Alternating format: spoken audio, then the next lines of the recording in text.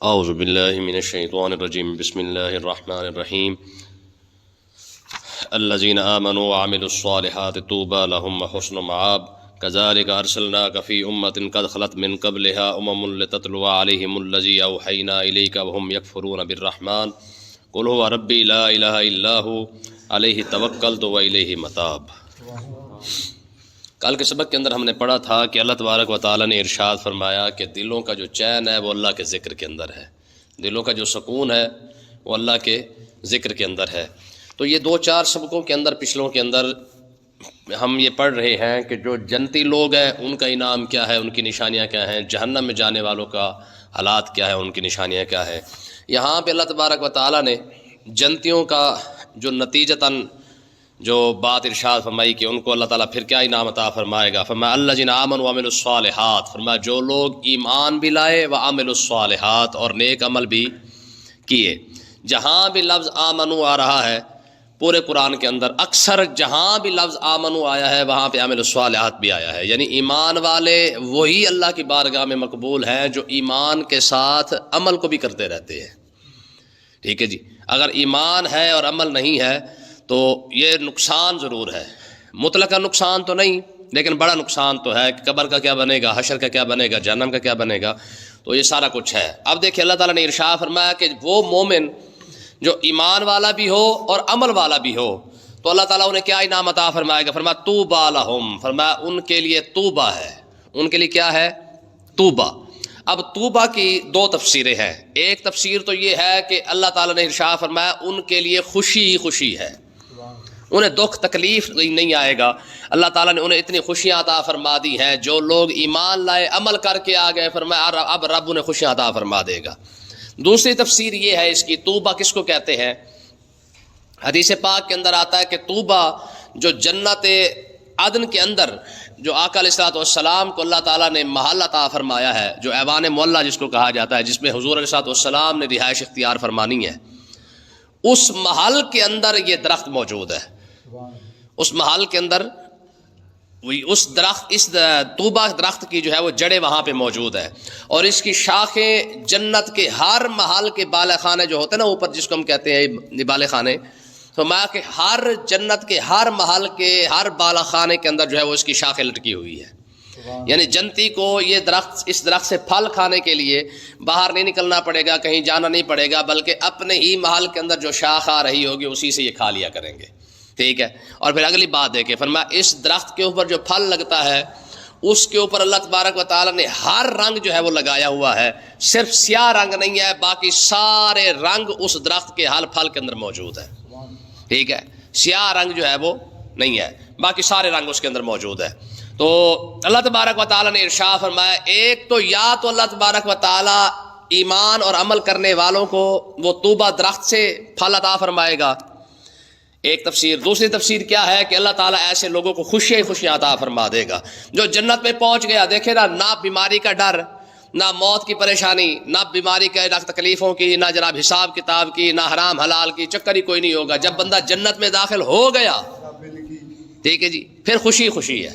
ٹھیک ہے، تو اللہ تعالیٰ نے ارشاد فرمایا وہ حسن و مآب، اچھا انجام بھی انہی کا ہے، اچھا انجام بھی انہی کا ہے۔ انجام تو دیکھیں ہر ایک شے کا ہونا ہی ہونا ہے، کل شیء ہالک الا وجہہ، ہر ایک شے نے ختم تو ہونا ہی ہے، ہر شے کا انجام تو ضرور ہے، لیکن ان کا انجام کیا ہے، ایمان اور عمل والے کے لوگوں کا، ایمان اور عمل والے، ان کا انجام جو ہے نا وہ اچھا انجام ہے جی۔ جب آخری وقت آئے گا تب بھی انجام اچھا ہوگا، یا ایتھا النفس المطمئنہ ارجعی الی ربک راضیۃ مرضیہ، فرمایا یہ اچھا انجام ہے، یہ کیا ہے، یہ اچھا انجام ہے۔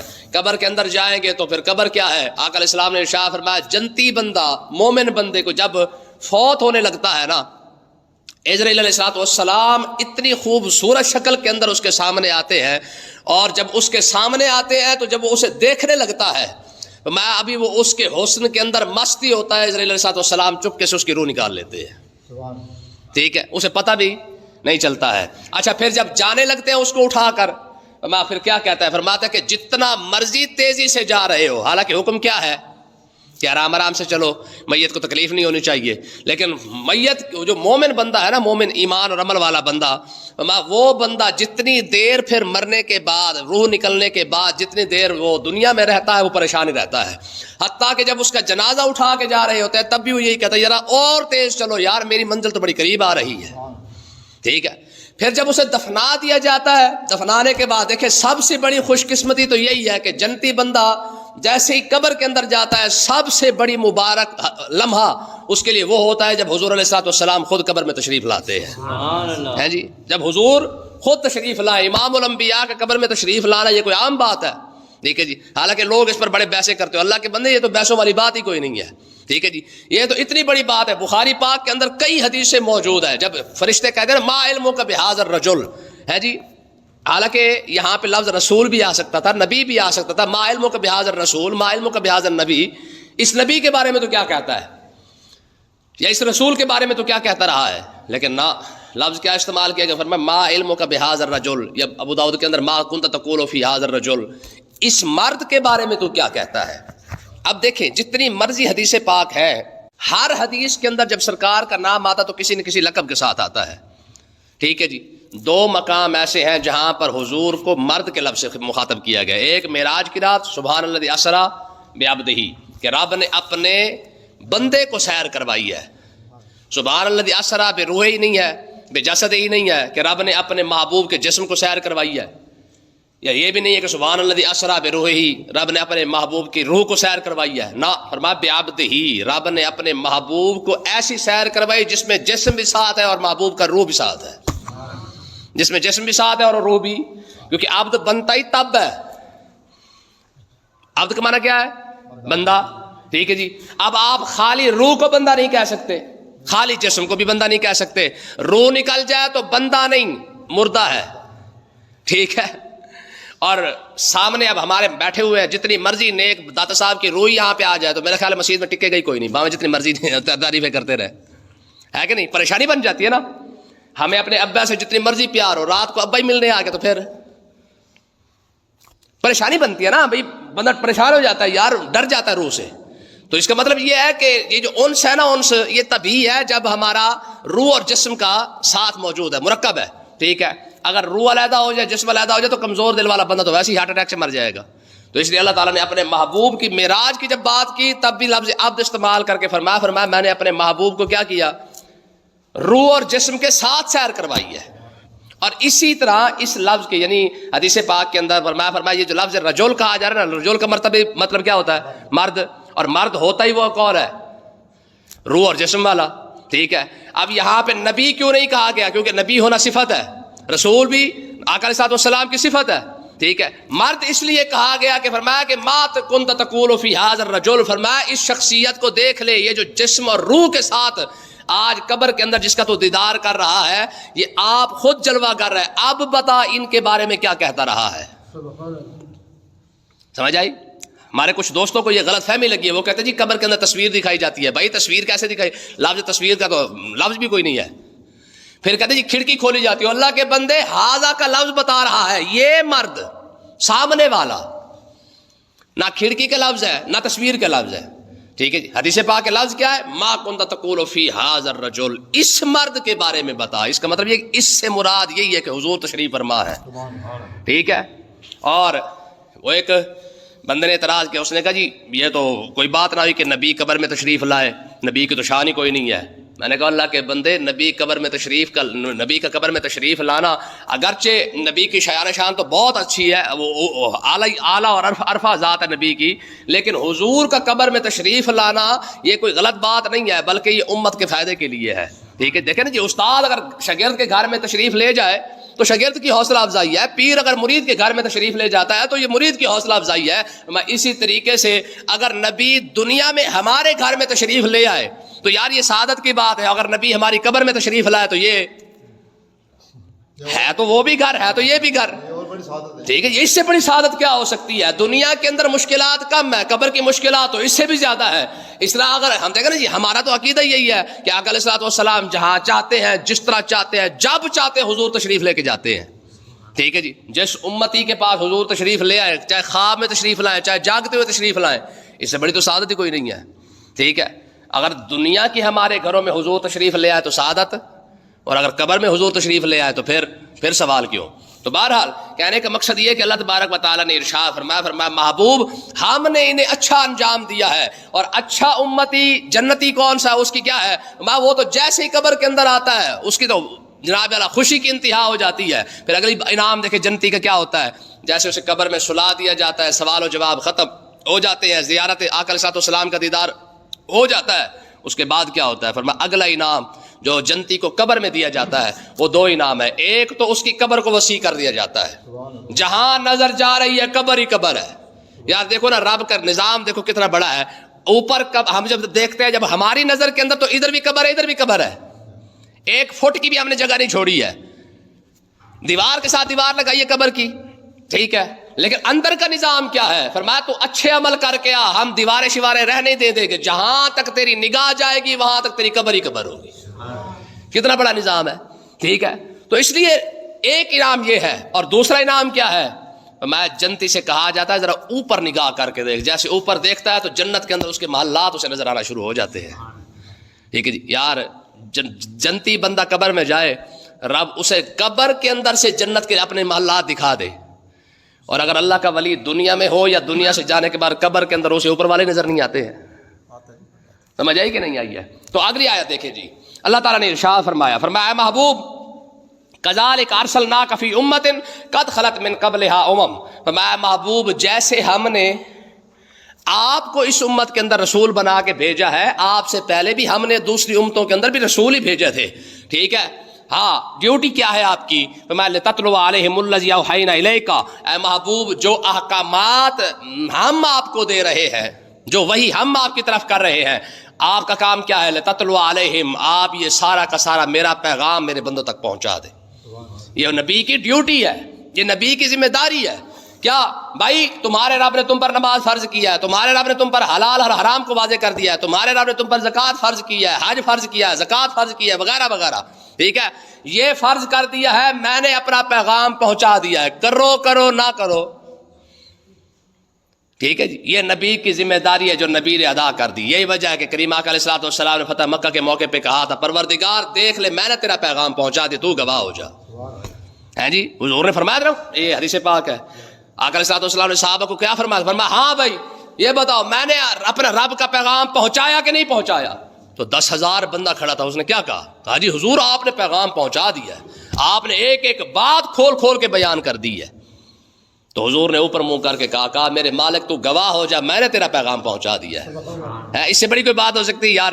یعنی حضور علیہ الصلوۃ والسلام نے رسالت کے پیغام کو پہنچانے پر بھی رب کو گواہ بنایا ہے کہ مالک تو گواہ ہو جا، میں نے اپنی ذمہ داری نبھا دی ہے. ہم بھی یہی کہتے ہیں کہ پروردگار تو ہی گواہ ہے کہ ہم تو اپنی ذمہ داری پوری کر رہے ہیں نا. ٹھیک ہے، جتنا ہو سکتا ہے میں خدا کی قسم یہی کہتا ہوں کہ ہم نے درس قرآن کو لوگوں کے گھروں میں نہیں، لوگوں کے بستر تک پہنچا دیا ہے. اب کوئی سنے نہ سنے. وہ ایک شعر تھا بڑا خوبصورت سا، وہ کہتے ہیں کہ اب جس کے جی میں آئے وہ پائے ہم سے روشنی، اب جس کے جی میں آئے وہ پائے ہم سے روشنی، ہم نے تو دل جلا کر سر عام رکھ دیا. ٹھیک ہے جی، اب جس کی مرضی ہے بھائی دیا ہے نہ دیا وہ تو روشن ہے ہی ہے، جس کی مرضی آ کے بیٹھے نہ بیٹھے. ہاں رب تو دیکھ رہا ہے نا کہ یار ہم تو اپنی ذمہ داری پوری کر رہے ہیں، جتنا ہو سکتا ہے سمجھا رہے ہیں. سمجھنا چاہے بسم اللہ، نہ سمجھنا چاہے ڈبل ٹرپل بسم اللہ. ٹھیک ہے جی، ابھی پتہ لگ جائے گا. ٹھیک ہے جی، تو اللہ تعالیٰ نے ارشاد فرمایا محبوب لتتلو علیہم الذی اوحینا الیک، اے محبوب ہم نے جو بھی احکامات آپ کی طرف وہی فرمائے ہیں لتتلو علیہم آپ ان تک پہنچا دیں. کیوں؟ وہم یکفرون بالرحمن، یہ رحمان سے منکر ہوتے جا رہے ہیں، رحمان کے ہی منکر ہوتے جا رہے ہیں، جو ان پر رحم کرنے والا ہے اسی کے ہی منکر ہو چکے ہیں. اس آیت کا مطلب دیکھیں، شان نزول کیا ہے. سہیل بن عمر بعد میں انہوں نے کلمہ پڑھ لیا. جب آقا علیہ الصلوۃ والسلام نے فرمایا معاہدہ طے پانے لگا صلح حدیبیہ کا. ٹھیک ہے، تو آقا علیہ الصلوۃ والسلام نے فرمایا لکھو بھائی اس کو، جو شرائط تھی وہ ساری. حضور علیہ الصلوۃ والسلام نے فرمایا لکھو بسم اللہ الرحمن الرحیم. انہوں نے کہا نہیں رحمان الرحیم نہیں لکھنا، ہم تو رحمان الرحیم کو جانتے ہی نہیں ہیں. کیسا ظالم بندہ ہے یار، جس پر رب ساری زندگی رحم کرتا رہے اور وہ بندہ کہے کہ جی میں تو جانتا ہی نہیں رحمان کو. ٹھیک ہے جی، فروٹ کھا کے بھی بندہ کہے جی میں نے تو پتہ ہی کوئی رب نے کیڑا پتہ چلا جا میرے کو کیڑا احسان کیتا ہے. ٹھیک ہے جی. ساری زندگی روٹی بھی بندہ رب دی کھاوے تو پھر بھی بندہ رب نو یاد نہ کرے, فروٹ بھی رب دے کھاوے پھر بھی بندہ رب نو یاد نہ کرے, رب دے گھر تے رب دی زمین تے رہ کے رب دی بارش انجوائے کر کے رب دی فصلاں کھا کے پھر بھی بندہ آ کے جی کیڑا رب, ٹائم ہی کوئی نہیں, میرے کو مسجد آن تو ٹائم کوئی نہیں جی, بس کم پڑے رہے. ٹھیک ہے جی, اگر انہیں کم نے نا تو پھر رب دی روٹی بھی چھوڑ دے. گل سمجھے کہ نہیں؟ ہمارا وہ ایک بزرگوں کے بارے میں آتا ہے کہ وہ ان کو نا ڈاکٹروں نے منع کر دیا, انہوں نے کہا جی تسی نا وہ اکھ کا آپریشن کرایا تے ڈاکٹروں نے کہا بھائی آپ نے نا پانی نہیں استعمال کرنا. اچھا اس کے آپ کے سامنے نا وہ بزرگوں کے سامنے جب روٹی رکھے گی نا تو کہنے لگا نہیں یار میں نے نہیں کھانی. انہوں نے گھر والوں نے سمجھا شاید طبیعت ٹھیک نہیں تا کر کے نہیں کھا رہے. اچھا سویرے رکھی پھر بھی نہ کھائی, اگلی شام آ گئی کیا لگی اب کھا لے کے پھر بھی نہیں کھائی. تو انہوں نے کہا جی خیریت تو ہے, کوئی مسئلہ ہے, کوئی اور چیز بنا کے لے آئے, اگر روٹی کا دل نہیں کرا کوئی مسئلہ تو ہے نا. اب یار لفظ سنو, بڑے لوگوں کی باتیں بھی بڑی ہوتی ہے نا. کہا یار بات یہ ہے, ڈاکٹروں نے کہا ہے کہ تو نے بھائی اپنا پانی شانی استعمال نہیں کرنا, یعنی اس کا مطلب یہ ہے کہ میں وضو بھی نہیں کر سکتا. جب میں رب کی عبادت نہیں کر رہا تو میں کس منہ سے رب کا رزق کھا لوں؟ بڑے لوگوں کی بڑی بات ہے. ٹھیک ہے, کہا جب میں اس کی عبادت نہیں کر رہا تو کس منہ سے یار اس کی روٹی کھا لوں میں؟ دیکھیں نا جی, سارا کوئی ہے تو اسی کا نا. جب اس کا کھاتے ہوئے شرم نہیں آتی ہے, اس کی مسجد کے آنے اس گھر میں آنے کے لیے ٹائم ہی کوئی نہیں ہے. اس لیے نا مسلمان, میں اس لیے کہتا ہوں رب کا دین پسند نہیں, رب کی جنت بڑی پسند ہے جی. رب کی جنت, وہ تو ایڈے فٹ ہوئے بیٹھے ہیں, کہتے جی بس مرنے کی دیر ہے, عاشق رسول ڈائریکٹ جنت میں, نہ قبر نہ حشر نہ اورا نہ پرا, چکر ہی کوئی نہیں ہے. ٹھیک ہے نا جی, خوش فہمی اتنی کہ عاشق رسول بن کر جنت. ٹھیک ہے جی, اور فراڈ کتنا کہ عاشق رسول نے رسول اللہ کی عشق کے اندر ایک جو ہے وہ کیا کہتے ہیں سنت بھی ادا نہ کر سکا, رسول کا عاشق ہو کر ایک نماز بھی نہ پڑھ سکا, رسول کا عاشق ہو کر رسول کے کسی حکم پر عمل تو نہ کر سکا. رسول کا عاشق تھا تو رسول کے حکم پر عمل بھی تو کرتا رہا, پھر عاشق رسول بنتا تو مزہ ہی کچھ اور تھا. عاشق رسول نے رسول کا کوئی حکم نہ مانا اور عاشق رسول سیدھا جنت میں پہنچا ہوا ہے. ٹھیک ہے بھائی, حقیقت یہی ہے. تو ہوا کیا, آقا علیہ السلام نے ارشاد فرمایا چلو بھائی نہیں مانتے نا رحمان رحیم کو. انہوں نے کہا جی آپ بے اسمک اللہم لکھیں, بے اسمک اللہم یعنی اللہ کے نام سے. حضور مسکرا آپ نے فرمایا ظالم ہے تو رب کا نام ہی ہے نا. ٹھیک ہے, اب مجھے اندازہ کر, یہ سہیل بن عمر نا, انہوں نے سب سے زیادہ بحث کی تھی یہ معاہدہ لکھوانے میں. حضرت صدیق اکبر ظاہر ساتھ بیٹھے ہوئے تھے. اچھا ایک وقت آیا تو سہیل بن عمر رضی اللہ عنہ نے کلمہ پڑھ لیا, صحابی رسول بن گئے. اچھا جب صحابی رسول بنے نا تو فتح مکہ کے موقع پر یہی سہیل بن عمر جنہوں نے صلح حدیبیہ نہیں لکھنے دی تھی. دیکھیں یار میں اس لیے کہتا ہوں کہ آپ دور صحابہ مشاجرات صحابہ سے منع کیوں کیا گیا ہے. ٹھیک ہے جی, فرمایا صحابہ کی کسی بات کے اندر تمہیں دخل اندازی کرنے کی ضرورت نہیں ہے, بس سب کی فضیلتیں, ہمیں کیا لگے کہ کون سے صحابی نے کیا کہا اور کس طرح کہا اور کیسے کہا اور کیوں کہا. بھائی چھوٹا ہے چھوٹا بن کے رہے, بات ختم. ٹھیک ہے, اچھا سہیل بن عمر نے نہ اس وقت معاہدہ نہ لکھنے دیا, لکھا تو گیا لیکن رحمان اور رحیم نہ لکھنے دیا, حضور کا نام محمد رسول اللہ بھی نہ لکھنے دیا. اعتراض کرتے نہیں جی اگر آپ کو رسول اللہ مان لیں تو پھر تو ہمارا جھگڑا ہی کوئی نہیں ہے. تو یہ سارا انہوں نے رکاوٹ ڈالی. بعد میں کلمہ پڑھ لیا. اچھا کلمہ پڑھے, جب کلمہ نہیں پڑھا تھا تب بھی صدیق اکبر بیٹھے تھے. اب جب کلمہ پڑھا نا اب بھی صدیق اکبر نے ان کو دیکھا. حضور علیہ السلام جب حج کے موقع پر آئے اور آپ نے اپنے بال مبارک اتروائے نا تو سہیل بن عمر سب سے پیچھے جو یوں سمجھ لے کہ کرسی کے ساتھ کھڑے ہوئے تھے. کرسی تو نہیں تھی خیر اس دور میں, یعنی آج کی جس طرح نائیوں کی دکانیں ہوتی ہیں. تو کہنے کا مقصد یہ ہے کہ جہاں پہ حضور بال اتروا رہے تھے نا تو سہیل بن عمر کسی کو نیڑے نہیں لگنے دیتے تھے, نہ پیچھے ہو کے کھڑو ہو جی. صدیق اکبر نہ پیچھے ہو کے بیٹھ کر ہنس رہے تھے. ٹھیک ہے جی, تو حضور نے جو بال مبارک آپ کے اتارے گئے نا حج کے موقع پہ تو وہ سارے بال سہیل بن عمر نے پکڑ لیے. صدیق اکبر جب ہنسے نا تو ساتھ لوگ دوسرے بیٹھے, انہوں نے کہا جی ہنس کس بات پہ رہے. کہا یہ وہی سہیل نہیں ہے, وہی ہے نا جو رسول اللہ نہیں لکھنے دیتا تھا, وہی ہے نا جو رحمان رحیم نہیں لکھنے دیتا تھا. آج دیکھو کلمے کی تاثیر اور کلمے کا کمال یہ ہے, جب مان لیا ہے تو اب کسی کو بالوں کے قریب بھی نہیں آنے دیتا ہے. میں نے وہ وقت بھی سہیل کا دیکھا جب یہ رسول اللہ پر لفظ رسول اللہ پر اعتراض کر رہا تھا, اور آج اس کا حال اور ایمان یہ ہے کہ آج یہ رسول اللہ کے بالوں کے قریب بھی کسی کو نہیں آنے دیتا ہے. ٹھیک ہے, تو بہرحال اللہ تعالیٰ نے ارشاد فرمایا وَهُمْ يَكْفُرُونَ بِالرَّحْمَٰنِ, اے محبوب یہ رحمان کا انکار کر رہے ہیں. آپ فرمائے کیا, فرمایا هو ربی لا الہ الا هو. فرمایا کہ محبوب یہ انکاری ہے نا, آپ فرمایا میرا رب تو وہی ہے جس کے سوا کوئی معبود ہی کوئی نہیں ہے. ہاں آپ اپنی زبان سے کہیں کسی اور کی ضرورت ہی کوئی نہیں ہے. یار دیکھو یار رب کا اپنے نبی سے پیار کیسا ہے. محبوب نہیں مانتے جہنم میں جائے. آپ کیا کریں سب کے سامنے آپ اپنی زبان سے کہیں جسے تم نہیں مانتے نہ مانو میرا رب تو بھائی وہی ہے. میرا رب تو محبوب کی زبان سے تعریف ہو نا تو پھر اس کی لذت ہی کچھ اور ہوتی ہے. ٹھیک ہے تو بہرحال اللہ تعالیٰ نے ارشاد فرمایا محبوب آپ سب کے سامنے یہی کہیں کیا کہ میرا رب وہی ہے اور یہ بات بھی کریں علیہ توکلت و الیہ متاب. میرا بھروسہ بھی رب کی ذات پر ہے و الیہ متاب اور میرا رجوع ہر معاملے کے اندر میرا رجوع بھی میری رب کی ذات کی طرف ہے. ٹھیک ہے اللہ پاک سمجھنے کی توفیق عطا.